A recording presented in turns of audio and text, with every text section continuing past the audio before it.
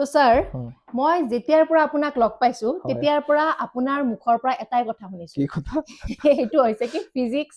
ওয়েভছ optics তো এইবিলাক কথাই শুনিছো আৰু লগতে আপুনি তো মাজে মাজে ফিজিক্সৰ টিচাৰ হৈ পেলাই আপুনি কেমিষ্ট্ৰিৰ কথা কয় মই কেমিকেল ইঞ্জিনিয়াৰ হয় ন কেমিষ্ট্ৰিৰ কথা শুনিছো আৰু মোক চাগে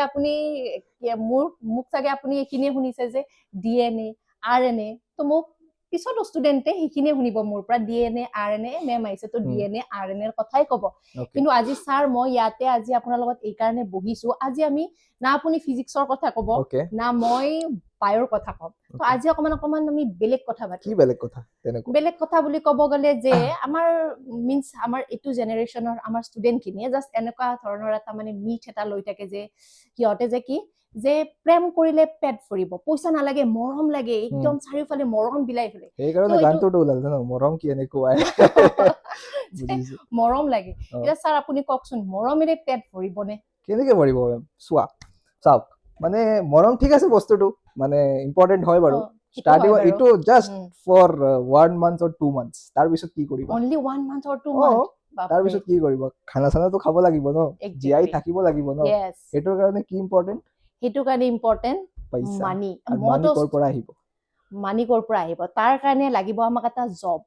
ভাল এটা জব লাগিব আৰু সেই জবটো আমি পাম কেনেকে তাৰ কাৰণে আমি পঢ়িব লাগিব তো তেতিয়াহে আমাৰ আহিব কি পইচা একচুয়ালি স্যাৰ কি জানেনে মানি নোহাকে আপুনি চাওক সাধাৰণ জ্বৰ এটা হলেও আমাৰ সাধাৰণ অকমান জ্বৰ হলেও আমি কি যাব আমাৰ পেৰাচিটামল এটা কিনিবৰ কাৰণে আমাক কি লাগিব পইচা লাগিব সাপোজ আপোনাৰ পেৰেন্টস আপোনাৰ মা বা দেউতা বেমাৰত পৰি আছে তেতিয়া বোলে মই মৰম কৰিম মাক বোলে ফৰিখন টিপি দিম দেউতাক বোলে ফৰিখন টিপি দিম মাথাটো টিপি দিম তেতিয়া জানো হ'ব তো তেতিয়া আমাক কি লাগিব এই অকমান আপুনি মোক এটো ক্লিয়াৰ কৰি দিয়ক ষ্টুডেন্টক আসলতে মানে ষ্টুডেন্টক আজি ক্লিয়াৰ কৰি দিয়ক যে আমাৰ মৰমে নুখুৱাই বুজাব লাগিব আমি কিহৰ পিছত পইচাৰ পিছত বুজিছো হেতু মেমে যেটো কলে কথাটো আপুনি যেটো কলা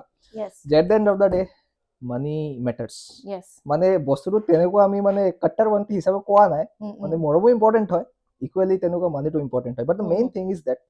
আমাৰ হেতুৰ কাৰণে কি কৰিব লাগিব পঢ়িব লাগিব আৰু যোনবোৰ ষ্টুডেন্ট 11th আৰু 12th ভালকে পঢ়ে না আৰু আপুনিও জানা যে হিহঁতৰ লাইফৰ যে ট্ৰেজেক্টৰী হয় একদম স্মুথলি আৰু একদম ভালকে চলি থাকে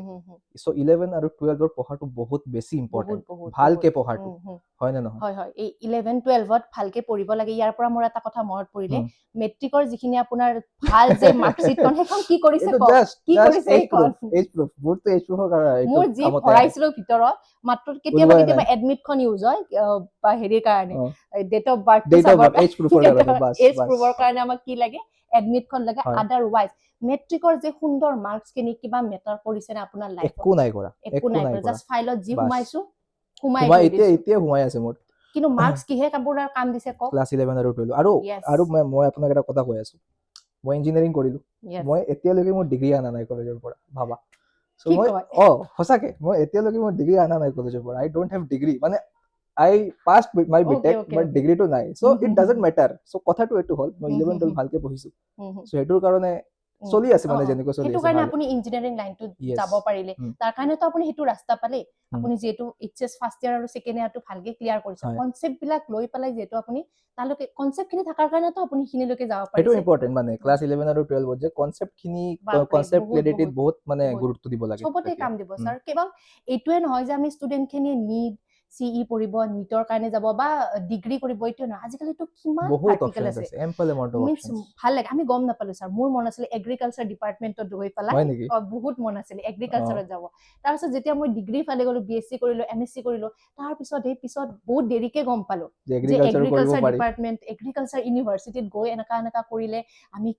মিন্স ভাল লাগে এক্সপ্লোৰ কৰি হিবিলাক বস্তু ভাল লাগে কিন্তু এতিয়া গম পাই দেৰিকে গম পাইছো কিন্তু আজিকালি তো আমাৰ ষ্টুডেন্ট সকলৰ কাৰণে কিমান অপৰচুনিটি আছে ইতে আমি পথে ইয়তক কৈ যাইছো যে এটো আছে চোৱা হেতু আছে চোৱা তো কিমান সহজ হৈ পৰিছে আমাৰ এডুকেশনটো হয় এটোই কথা সো আজিকালি মানে তোমাৰ ওচৰত ইমান মানে অপৰচুনিটিজ থাকাৰ পিছতো যদি তুমি বস্তুবোৰ গ্ৰেব কৰিব নোৱাৰা অপৰচুনিটিজ এভেইল কৰিব নোৱাৰা তেতিয়া হলে কথাটো অলপ দিগদাৰ হ'ব তো হে আৰু গৈ থৈ এটাই কথা কষ্ট কৰিব লাগিব পঢ়িব লাগিব প্ৰেমে আমাৰ পেট নুপুহে পুহিবতো আমাৰ মানিয়ে পেট পুহিব আৰু তাৰ কাৰণে আমি কি কৰিব লাগিব পদে পদে কষ্ট কৰিব লাগিব স্টেপ বাই স্টেপ আমি আমাৰ পঢ়াবিলাক আগবঢ়াই লৈ যাব লাগিব ঠিক আছে স্যাৰ একদম